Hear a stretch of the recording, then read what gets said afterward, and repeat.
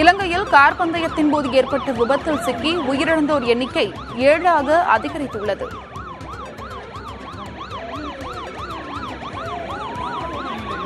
பந்தய கார் விபத்துக்குள்ளானதில் ஒரு குழந்தை உட்பட 7 பேர் உயிரிழந்துள்ளனர்.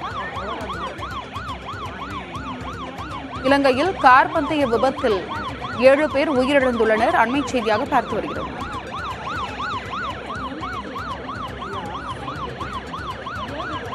விவரங்களை வழங்குவதற்காக செய்தியாளர் காந்தகுமார் இணைப்பில் இருக்கிறார். காந்தகுமார், இந்த இலங்கை கார் பந்தய விபத்து எவ்வாறு ஏற்பட்டது? இதில் 7 பேர் உயிரிழந்துள்ளனர். எத்தனை பேர் காயமடைந்துள்ளனர்? என்ன விவரம்?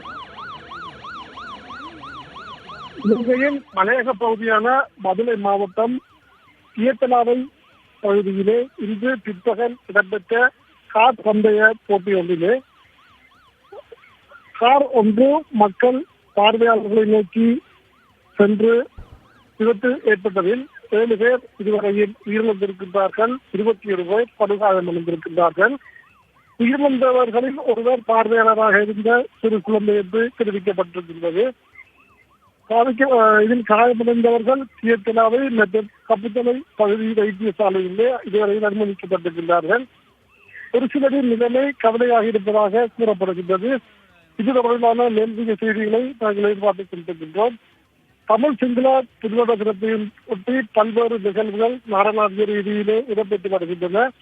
அந்த வகையிலேயே இந்த கார் பந்தய போட்டி இடம்பெற்றுள்ளன இங்கே குறிப்பிடத்தக்கது.